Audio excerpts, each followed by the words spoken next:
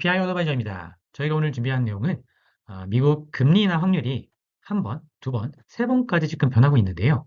그 부분이 미국 대선 레이스 이벤트마다 어떠한 일이 발생을 했더니 이렇게 금리 인하 확률이 변하고 있는지 미리 짚어본다고 한다면 향후에 아직 3개월 정도 남아있는 미국 대선의 어떤 결과가 나오기 전에 이런 액션이 있을 때마다 미국 국채를 좀 더 좋은 가격에 살 수 있는 기회를 발견할 수 있을 것 같습니다. 그러면 오늘 어떤 일들이 있었는지 요약을 해보고 향후에 어떤 식으로 미국 국채를 투자를 할 때 좋은 가격을 편입할 수 있을지 그 아이디어를 한번 검토해 보도록 하겠습니다. 일단 이렇게 빨간 색깔로 표시되어 있는 것은요 7월 달입니다. 그리고 이렇게 오렌지 색깔로, 그러니까 노란 색깔로 표시되어 있는 것이 9월 달이고요. 그리고 이렇게 연두 색깔로 표시되어 있는 것이 11월, 그럼 12월이 파란 색깔입니다. 이것은 무엇을 의미하느냐? 미국 중앙은행 FOMC 회의가 있는 달을 의미합니다. 그때에 이제 금리를 인하할 수 있는 달이 되는 거죠. 그러면 지금 4월 달 초에 좀 충격적인 미국 3월 달 물가를 보게 됩니다. 그러면서 급격하게 금리 인하 확률이 떨어지게 되고요. 그러다 보니까 이 7월 달은 거의 버려진 카드가 되었습니다. 이런 이제 금리 인하 확률이 꾸준히 떨어지고 있는 가운데 어떤 일이 있었느냐? 5월 말 기준으로 미국 지금 트럼프 대선 후보가 유죄 판결을 받게 됩니다. 그러면서 새로운 불확실성이 시작되었고 그러다 보니까 금리 인하 확률은 대폭 떨어지게 됩니다. 즉 80% 이상 되는 달이 이제 없어지게 된 거죠. 12월 달 제외하고 나면. 따라서 한 번 정도 금리 인하를 하는 것으로 시장은 해석하기 시작했습니다. 하지만 그 뒤에 한 번 더 재밌는 일이 발생을 하죠. 생각해 보면 6월 거의 말 6월 27일 기준으로 미국 대선 토론이 있었고요. 그 대선 토론에 따라서 트럼프가 어느 정도 승기를 잡는 것처럼 느껴집니다. 그러면서 어떤 정치적 불확실성이 조금 해소가 되는구나. 이제 바이든이 아니라 트럼프가 대통령이 될 가능성이 확실히 높아졌구나라고 생각하면서 오히려 금리 인하 확률은 약 80% 이상 넘는 달이 이 두 달로 사실 다시 변경되었습니다. 즉 11월과 12월 달 금리 인하 확률이 80%가 넘는 것으로 시장은 해석하기 시작했습니다. 그리고 완전히 대선론이 굳혀지면서 정치적 불확실성이 많이 줄어들게 되었는데요. 이게 7월 13일 기준으로 트럼프 대선 후보가 피격을 당하게 됩니다. 그러면 바이든과 트럼프가 붙었을 때는 트럼프가 될 가능성이 높구나. 그러면 트럼프 대세론과 함께 정치적 불확실성은 많이 해소된 것 같다라고 시장을 해석하게 되면서 올해 내릴 수도 있었던 한 3번 정도의 금리 인하 확률에 시장은 베팅하기 시작했습니다.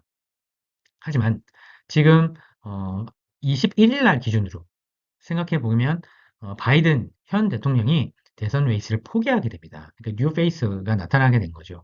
해리슨 부통령이 다시 대선 주자로 나타나면서 새로운 불확실성이 생겼다라고 볼 수 있습니다.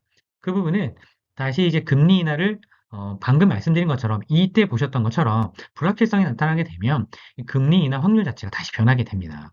따라서 바이든 현재 대통령이 대선 레이스를 포기하면서 금리 인하 확률이 또 변동이 될 가능성이 생겼고요. 오히려 떨어질 수도 있고 아니면 오히려 새로운 이제 대통령 후보인 해리슨 부통령이 확률이 되게 높다라고 한다면 오히려 이런 이제 높은 확률로 금리 인하 확률이 오히려 더 높아질 수도 있는 부분도 있다라는 것을 염두에 두셔야 될 것 같습니다.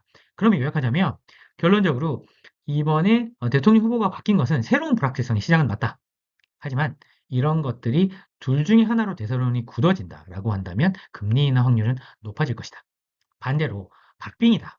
혹은 이런 부분 때문에 누구 한쪽이 확률이 좀 높아졌다가 그리고 다른 한쪽이 또 확률이 또 높아졌다가 이런 부분이 반복된다라고 한다면 정치적 불확실성이 올라가는 것이기 때문에 금리 인하 확률은 또 떨어질 수도 있다. 그러면 이 부분을 어떻게 활용하는 것이 좋은 것이냐? 현재 물가의 추세는 어느 정도 하향 안정화되기 시작했기 때문에 올해 3번이냐, 올해 2번이냐도 중요하지만 내년에 금리를 추가적으로 인하할 가능성도 분명히 있기 때문에 이런 부분 때문에 정치적 불확실성 때문에 금리 인하 확률이 떨어져서 금리가 올라버리게 되면 오히려 미국 국채를 좋은 가격에 편입할 수 있는 기회도 온다. 그러면 내가 지금 미국 국채를 사고 싶은데 라고 생각하는 분들이 있다고 한다면 오히려 그런 때를 기회로 삼아야 될 것 같고요. 오히려 단기적으로 나는 미국 국채 투자 비중이 너무 높아 라고 생각하시는 분들은 확실하게 이런 안정권으로 들어와서 누가 대세론이 됐다 사실 이런 투표라는 것은 막판까지 알 수가 없기 때문에 그런 부분이 나왔을 때 어느 정도 좀 비중을 줄이셨다가 이런 불확실성이 올라왔을 때 채권의 비중을 다시 좋은 가격에 편입하는 것도 좋은 투자 전략이 될 수 있을 것 같습니다. 하지만 저희는 단기적으로 이렇게 심하게 이런 미국 국채를 샀다 팔았다 하는 것은 저희는 추천드리지는 않고요. 이왕이면 좋은 가격에 편입을 해서 오랫동안 안전한 미국 국채 이자를 오랫동안 받는 것을 저희는 오히려 선호합니다. 따라서 오늘 말씀드린 이런 불확실성을 어떻게 활용할 것이냐에 해당되는 부분은 오늘 말씀드린 내용을 숙지하셨다가 꼭 좋은 가격에 미국 국채를 투자하실 수 있으면 좋겠습니다. 저희는 오늘 말씀드린 이런 불확실성 중에서 특별한 일이 또 발생한다고 한다면 다른 영상을 통해서 저희가 업데이트 하도록 하겠습니다. 감사합니다. EPI 어드바이저였습니다.